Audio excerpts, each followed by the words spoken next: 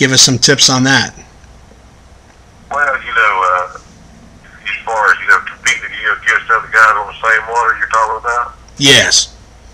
Well, like I said again, we have very few guys will come in on you, and, we do have a few that do it. It seems like it's more the newcomers that do it, but, you just can't let it get next to you. You got to get in there and even talk to the guys and say, hey, we're going to fish these same fish, which area, which side you want, whatever.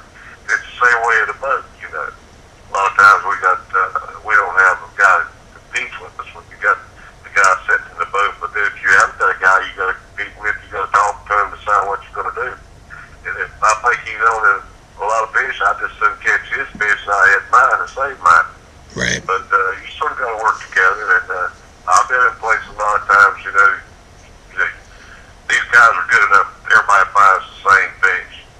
And sometimes the first day you get in there, that's all right. But, if you hadn't found a fish and come in on the guy the second day, that's sort of a bad deal. We usually don't do that. Right. I mean, that's just the way it is. Now, mental attitude, your most important tool. How do you feel about your mental attitude when you're out on the water?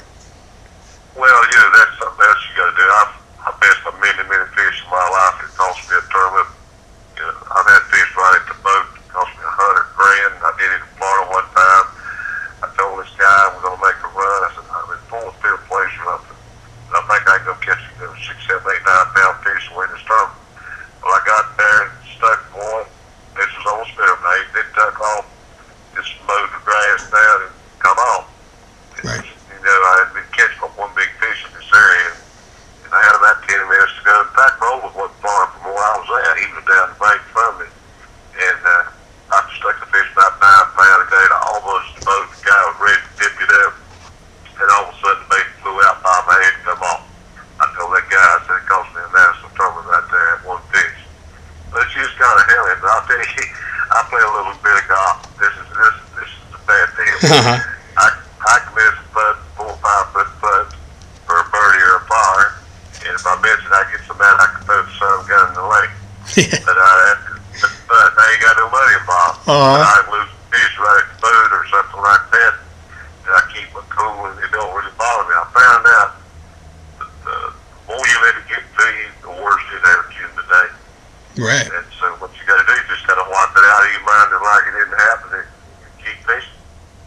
Because that's the thing, when you're out there and you're not catching, if you start telling yourself this is a bad day, it's only going to get worse. You have to stay positive up until the time you're pulling your boat out of the water. Exactly. And I fished with Kevin before, been with Kevin's good friends, and I tell you why I think Kevin's so much better. Kevin can adjust about as good as I've ever seen. I was living in a tournament one time, we went to his fish the last day, and probably like, please fish a piece, and he said, Guy, I believe I've caught all my fish. We need to go to yours. We went to my fish. Both of us had a good stringer. Made both of them fish in the top 5. But he adjusts about as good as anybody I've ever seen, and he keeps them moving. Yeah. And, I think that hurts me a lot.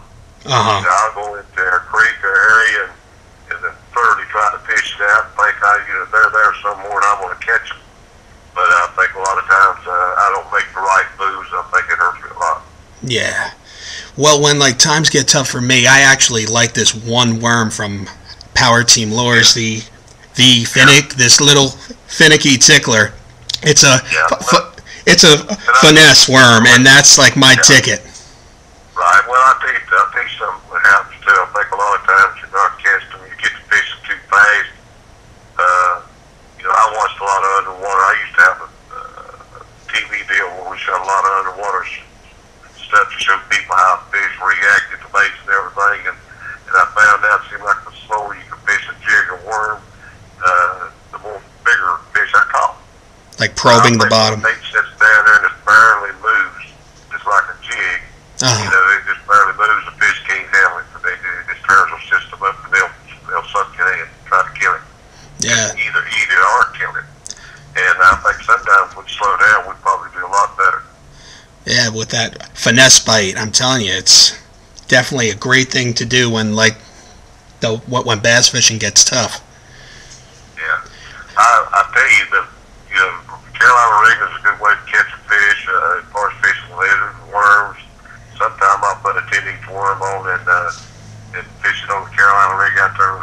catch fish, but it's not my really style of fishing.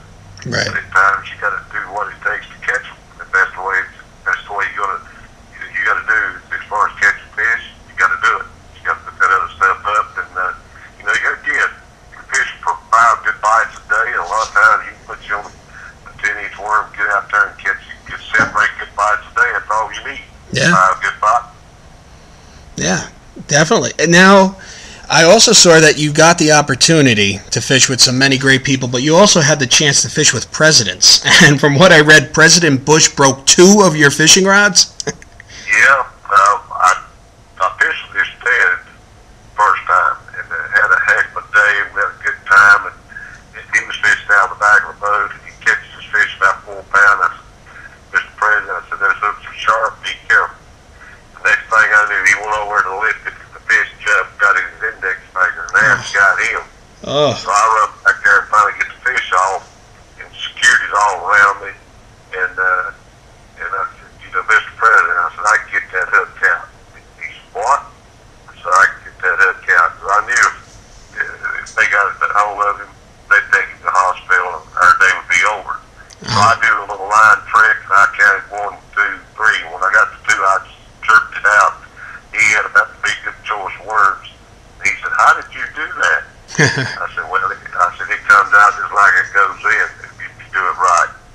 And we made real good friends, and he took me and my wife on a tour in the Air Force One. We rode all the way from Petlisle, Alabama, about 60 miles to Montgomery, and then invited me and my wife to the Grand Ole Opry for his 50th wedding anniversary, paid for a suite for me and my wife. Oh, wow. So real good friends, sending me a Christmas card every year. Then I fished with his son, and he's just one of those days. He stepped on one of my rods and broke it, tore him all to pieces. Next thing I knew, he caught a tree behind me, popped one of my billet rods, and he spit out my paper, these rods. I said, listen, they give them to me, don't you worry about it. Uh-huh. Just forget about it. He said, well, I want to do something. I said, I'll tell you what, I'm a big Nolan Ryan baseball pitcher, a big fan of mine. I said, I'd like to have a ball with his name on it. He said, you got it. 3 days, it was mine. Wow. Yeah, I'm a big fan of Nolan Ryan myself. Yeah, well, they're good people. We've been around them a couple of different times, him and my wife, and in fact, his wife was coming here to Charlotte, North Carolina to speak to some women, and he wanted me to take fishing down in Wiley. I was leaving for a national tournament that morning, so I couldn't do it. I tried to hook him up with Hank Parker, and Hank was also gone. So, but they're good people, and I've enjoyed it. This fishing, this I was telling somebody yesterday, I was working the show here at the Great Outdoors in my hometown. And I said, the good Lord bless me. I said, I have met a lot of important people, but I've been to Sweden. I won a national tournament. I won the first peacock tournament that they ever had in Amazon here for I think it's 2001. But I've had a great career as far as going to Cuba. I've been to Mexico 2 or 3 different times, and I just have a great time making a living bass fishing. Well, that's what it's about. It's about meeting great people and seeing really great places and getting to fish some great bass waters. Yeah, I've been with Fabio Garcia for 29 years, and they will be back in the 80s. I shot a commercial for them. They paid for me to go to Sweden and shoot a commercial over for one of their reels, and